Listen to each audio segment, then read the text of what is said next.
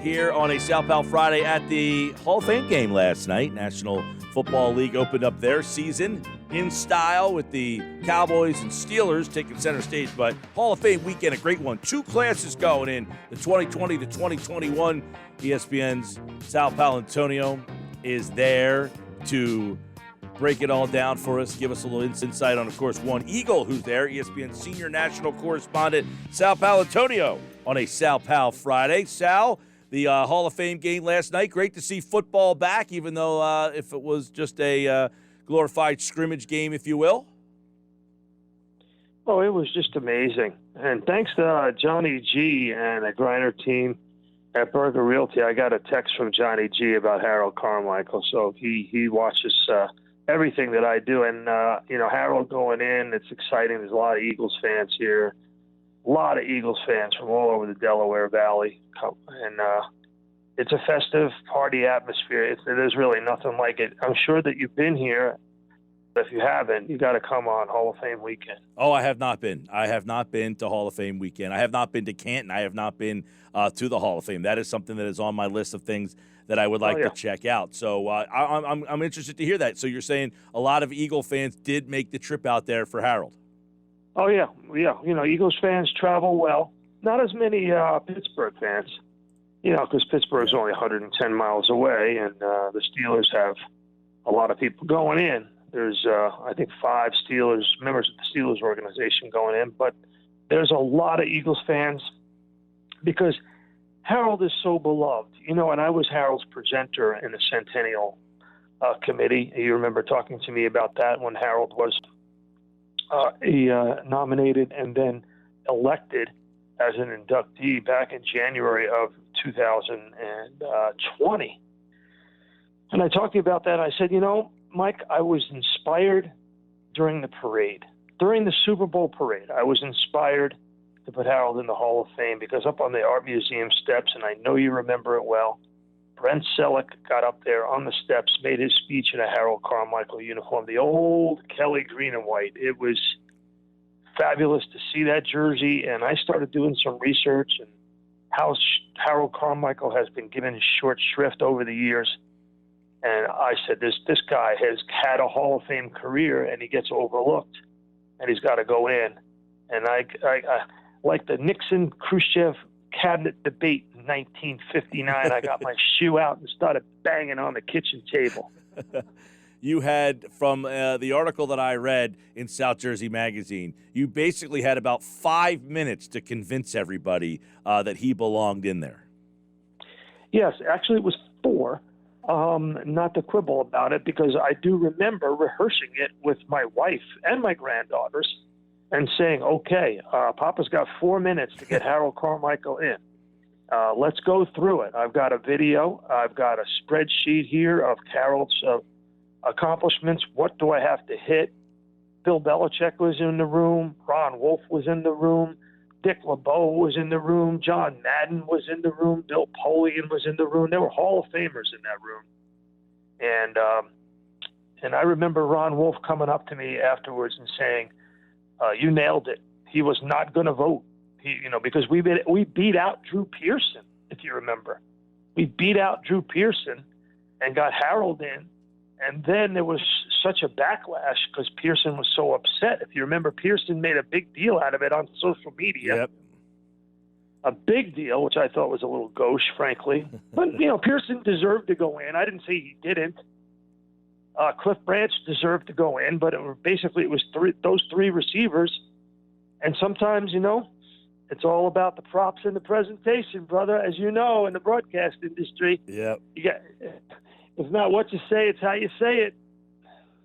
Well, I'll tell you, and Drew Pearson's been on the show a lot. He is a character in himself, and I know I heard him on the radio the other day. This is a great class because you get the 2, having last year's and this year has to make this week, has to make that atmosphere even extra special. I mean, it's special to get one class in, but to get them both going in is probably amazing up there this weekend. It is because also you have a big star like Peyton Manning and Tom Brady's coming in for Peyton Manning's induction. It's a star-studded event. Former Commissioner Paul Tagliabue is going in, so all of the old-timers are here. to support Tagliabue. And, anytime you've got Eagles, Steelers, Cowboys, those are fans that really love their teams and travel well. And this place is a cornucopia of football fans from all over the country. Yeah, looking forward to it. I love the speeches, listening to them all. I think, what are they doing it over 2 days? Are they doing the 2020 Saturday and the 2021 Sunday? Is that how it's going? That is correct. And tonight is pretty special. We have the gold jacket celebration where each of them will get their gold jacket, and that's held at the Civic Center in Canton, Ohio. So I'll have a front row seat and get to watch that and see all the Hall of Famers come in. Pomp and circumstance like no other. The Hall of Fame weekend last night was the Hall of Fame game. That is the kickoff to the season, which means it is here now, Sal, and the Eagles will play a week from yesterday against that Steelers team. And I guess some of the things that need to be asked leading into that game is where this team kind of sits with their quarterback situation, because is that a story at all that Nick Sirianni will not name Jalen Hurts his guy, or is that a nothing? Boy, oh boy, I'm surprised by it. I got to tell you, Mike, I really am surprised by it. I mean, I think he's going a little too far, honestly. I think he's got to name Jalen and just get it out there. You got to know who your starting quarterback is. The team's got to know. And, hey, you can change your mind. It happens all the time. Mm-hmm.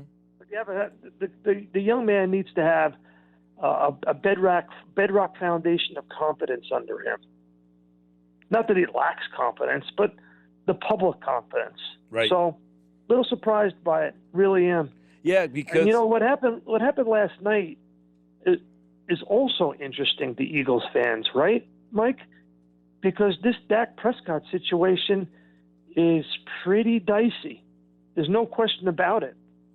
He's got a lat strain under his right shoulder, and the only real way to get rid of that is rest and ice. You basically got to take yourself out of action because the lat is connected to the back and the shoulder and the arm. It impacts on everything. He's got it on his right side, so he can't sleep on his right side, only on his left side. It's painful when you sleep. It's a big issue. And he won't practice against the Rams. Today's Thursday, right? No, today's Friday. Sal Bell Friday. I'm so crazy. Today's Friday. Tomorrow, they practice against the Rams in Oxnard. And I'd be shocked if they got 3 more preseason games in 35 days before the opener.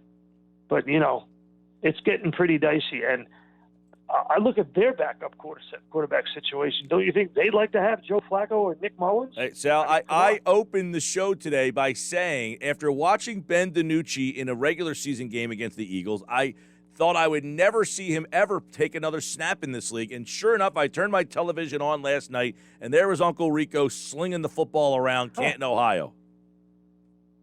Hey, never go against the family. DiNucci, you gotta support. But I agree with you. I mean, honestly, I almost think Howie Roseman, Trader Howie, grabbed Nick Mullins just so the Cowboys wouldn't, because in my view, Mullins is better than the 3 of them combined last night. Oh, yeah. Mullins has looked very good, according to everybody. And the one day I was out there, I was impressed with Mullins. And he's got some production. He's got some numbers. Yeah. He's got 26 touchdown passes in the National Football League with a challenged San Francisco 49ers offense. Right. You would have to be wondering if Indianapolis makes a call to Howie Roseman and says, hey, can you lend us a guy for a couple of weeks here? Yeah, I'm not crying about Indy. The only thing I'm crying about is, the Eagles won't get that first-round pick now, it looks like. Right. But yeah, maybe you send him – well, Carson still has to perform for them to get the first-round pick. But, getting back to the Eagles, which is the all-important thing, I'm very interested in seeing what happens next Thursday. I definitely. Now, do you think Hurts plays in that game? Why wouldn't he? I agree, but, the league now, no one played last night. I mean, I get it, that's an extra game, but this league seems so overly cautious. Hold on a second. The coach is evaluating the quarterback position and wants competition. I mean, this is his first opportunity. I mean, you watched the Steelers' defense last night, even though a lot of starters weren't playing, and the Cowboys were throwing out, quarterbacks that are not named Dak Prescott.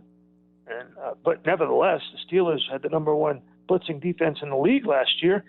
They've always known what they're doing, and you want to go against that. You want to put some film on Jalen Hurts. You got to play him 2 series minimum, don't you?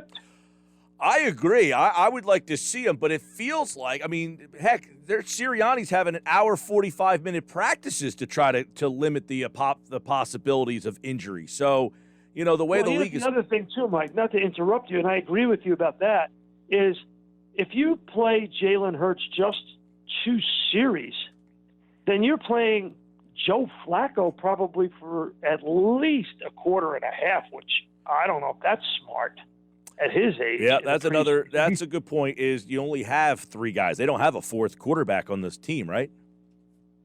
Right. So now you're playing Flacco for a quarter and a half, and you're giving Nick Mullins a whole half. So right. What are you doing? You're not really challenging Jalen Hurts if you don't play him. Before we let you roll here, what was, in your opinion, the best asset of Harold Carmichael's game?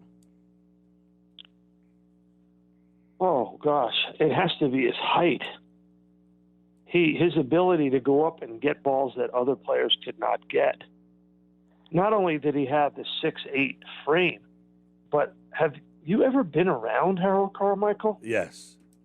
Harold Carmichael's arms are enormously long and strong, and his hands are enormously big and powerful. I mean, did you know that he is 4th all-time in touchdown catches per reception? Here are the other 3, all of them in the Hall of Fame. Don Maynard, Lance Allworth, and Randy Moss.